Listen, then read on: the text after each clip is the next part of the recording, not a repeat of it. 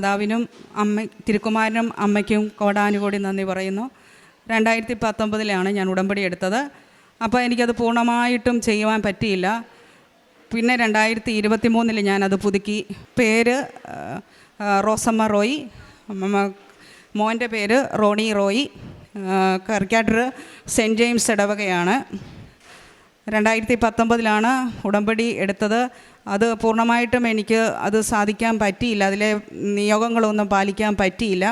പിന്നെ 2023 വീണ്ടും പുതുക്കി. കാരണം എൻ്റെ മോന് ജോലിയില്ലായിരുന്നു, അവൻ PG കഴിഞ്ഞ് നിൽക്കുകയായിരുന്നു. അപ്പോഴേ ഞാൻ പറഞ്ഞു നമുക്ക് മാതാവിൻ്റെ അടുക്ക പോയി ഉടമ്പടി പുതുക്കാം, അമ്മ അപ്പം എന്തെങ്കിലും കാണിച്ചു തരും മോന് എന്ന് പറഞ്ഞ് ഇവിടെ വന്ന് ഞങ്ങൾ പ്രാർത്ഥിച്ചു. 3 പ്രാവശ്യം അവന് IELTS എഴുതി പാസ്സാകാൻ പറ്റിയില്ല. അപ്പോൾ UK പോകാനോ എവിടെയെങ്കിലും പോകാനുള്ള പ്ലാനായിരുന്നു. അപ്പോൾ ഞാൻ പറഞ്ഞു മോനെ നമുക്ക് IELTS ഇല്ലെങ്കിലും മാതാവ് നിന്നെ കൊണ്ടുപോകും, അമ്മയ്ക്കും തിരുക്കുമാരനും അതിനുള്ള ശക്തിയുണ്ട്. അങ്ങനെ അവൻ UK ഒരു യൂണിവേഴ്സിറ്റിയിൽ IELTS ഇല്ലാതെ അവന് ഒരു അഡ്മിഷൻ കിട്ടി. ആ അഡ്മിഷന് പൈസയും എല്ലാം അടച്ച് നമ്മൾ കഴിഞ്ഞ MSc EVS ആയിരുന്നു. ഞങ്ങൾ 8 ലക്ഷം രൂപ അടച്ചു കഴിഞ്ഞപ്പോൾ അവർ പറഞ്ഞത് നിങ്ങൾക്ക് ആ ഇത് തരാൻ പറ്റത്തില്ല.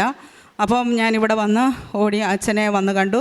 അച്ഛൻ മോൻ്റെ തലയിൽ വെച്ച് കൈവച്ച് പ്രാർത്ഥിച്ചപ്പം പറഞ്ഞു നിനക്ക് മാതാവ് കാണിച്ചിരിക്കുന്നത് എല്ലെന്ന് പറഞ്ഞ കോഴ്സാണ്. അപ്പം മോൻ പറഞ്ഞു അമ്മേ എനിക്കതിൻ്റെ എല്ലെന്ന് പറയുന്ന കോഴ്സിനെ പറ്റി ഒന്നും അറിയത്തില്ല, ഞാനത് പഠിച്ചിട്ടില്ലല്ലോ. അപ്പം ഞങ്ങൾ ഇവിടുന്ന്, എൻ്റെ വീട് ചങ്ങനാശ്ശേരിയിലാണ്, അവിടെ ഞങ്ങൾ ഭക്ഷണം കഴിച്ചുകൊണ്ട് ഇപ്പോൾ യൂണിവേഴ്സിറ്റിയിൽ നിന്ന് അവർ വിളിച്ച് പറഞ്ഞു നിനക്ക് ഒരു കോഴ്സ് തരാം, MSc ലോജിസ്റ്റിക്. അപ്പോൾ ഞങ്ങൾക്ക് മനസ്സിലായി ലോജിസ്റ്റിക് അതാണല്ലോ അച്ഛൻ പറഞ്ഞത്. അപ്പോൾ അതിൻ്റെ പെട്ടെന്ന് തന്നെ അതിൻ്റെ കാര്യങ്ങളെല്ലാം അവർ യൂണിവേഴ്സിറ്റിക്കാർ മുന്നോട്ട് നോക്കി. അങ്ങനെ അവന് UK പോയി ചെല്ലുമ്പോഴും അവിടെ തടസ്സങ്ങളായിരുന്നു. അവന് ഒരു പാർട്ട് ടൈം ജോബ് കിട്ടി. 1 മാസം കഴിഞ്ഞപ്പോൾ അതിൻ്റെ ഒരു പേപ്പർ കൊടുത്തില്ല എന്ന് പറഞ്ഞ് അവനെ 1 മാസം അവർ ഡിസ്മിസ് ചെയ്തു. ഇങ്ങനെയെങ്കിലും ഞാൻ ഓടി എന്ത് പ്രശ്നമെന്നാലും അമ്മയുടെ അടുക്ക വരും.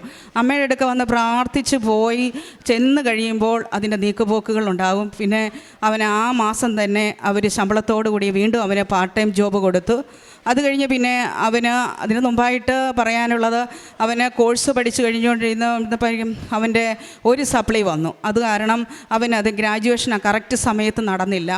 അപ്പോൾ ഞാനിങ്ങനെ പ്രാർത്ഥിച്ചുകൊണ്ടൊക്കെ നടക്കുമ്പോൾ എനിക്ക് പെട്ടെന്ന് കിട്ടുന്ന ഒരു വചനമാണ് കഷ്ടതയുടെ അപ്പവും ക്ലേശത്തിൻ്റെ ജലം തന്നാലും നിൻ്റെ ഗുരു നിന്നിൽ നിന്ന് മറഞ്ഞിരിക്കുകയില്ലെന്ന്.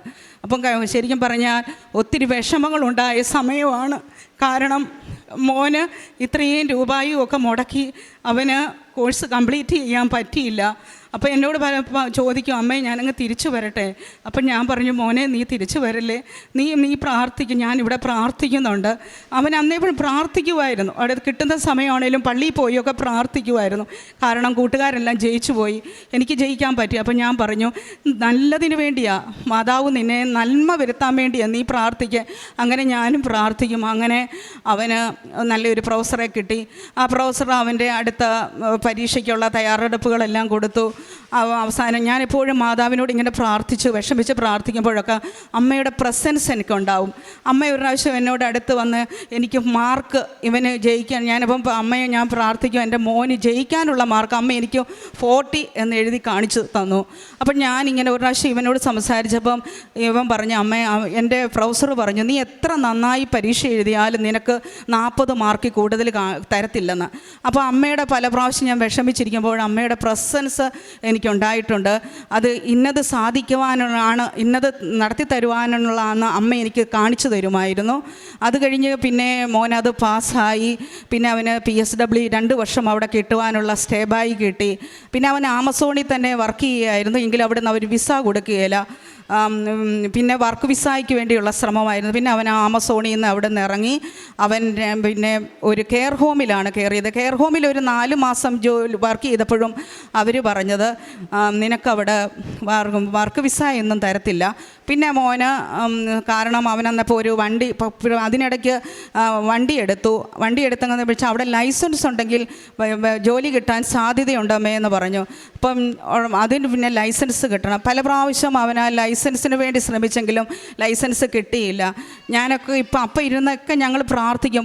എന്ത് വന്നാലും ഞാൻ ഇവിടെ ഓടി വരും. അമ്മയുടെ അടുക്ക വന്ന് അമ്മ എൻ്റെ മോൻ ഇന്നതാന്ന് പറഞ്ഞു കഴിയുമ്പം അമ്മ എനിക്ക് സാധിച്ചു തരും. അവൻ അവിടെ ഇരുന്ന് ഓരോ ടെസ്റ്റുകൾ നടത്തുമ്പോൾ ഞാൻ അതെല്ലാം ഇവിടെ ഇരുന്ന് അമ്മയുടെ കാശുരവും തൈലവും തിരിയെല്ലാം കത്തിച്ചിരുന്ന് പ്രാർത്ഥിക്കും. പിന്നെ ഇതിന് പോയാലും അവൻ എന്നോട് പറയും, അമ്മ എനിക്ക് വേണ്ടി ഒന്ന് പ്രാർത്ഥിച്ചേ എന്ന് പറഞ്ഞിട്ടേ അവൻ ഏത് കാര്യത്തിനും പോകുകയുള്ളൂ.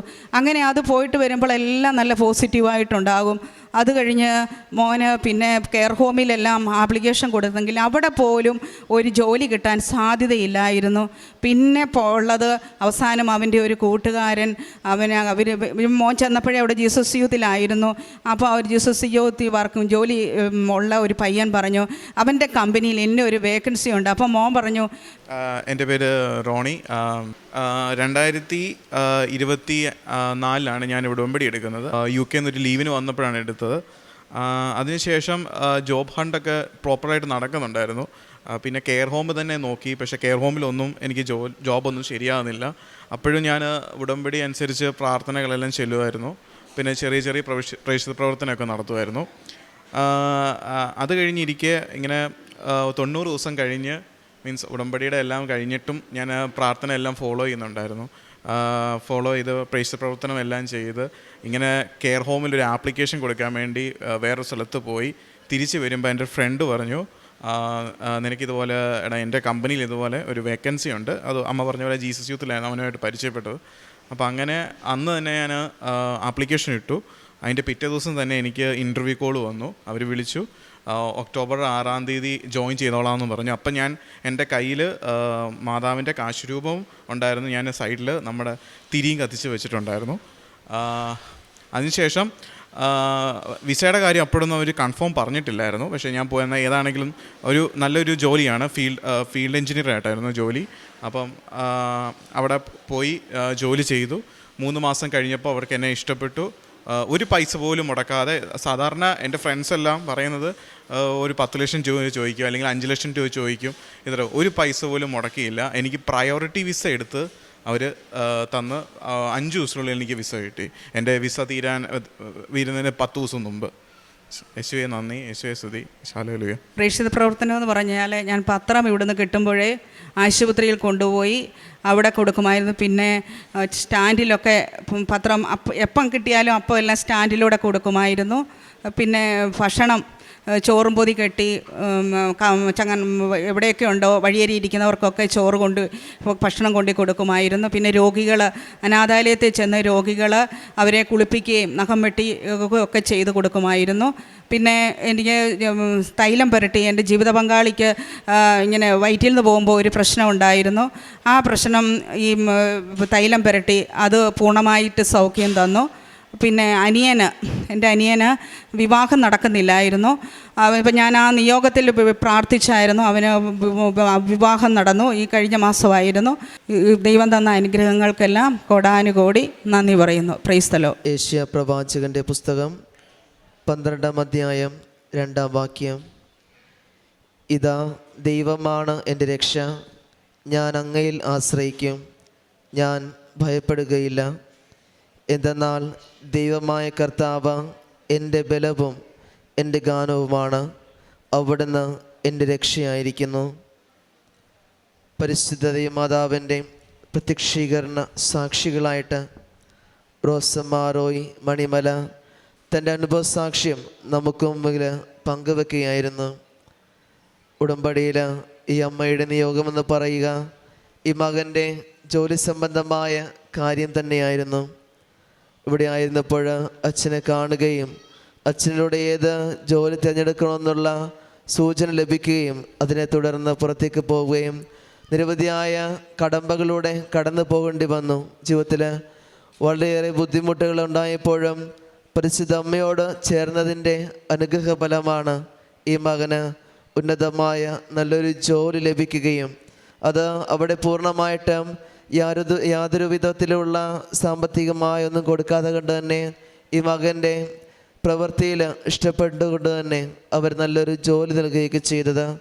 ഈ അമ്മയുടെയും മകൻ്റെ അനുഭവ സാക്ഷ്യം കേൾക്കുമ്പോൾ എപ്പോഴും നമുക്ക് ഉണ്ടായിരിക്കേണ്ട ഒരു അനുഗ്രഹം എന്ന് പറയുക, പരിശുദ്ധ അമ്മയെ ജീവിതത്തോട് ചേർത്ത് പിടിക്കുക എന്നതാണ് ഈ അമ്മയുടെ പ്രാർത്ഥന.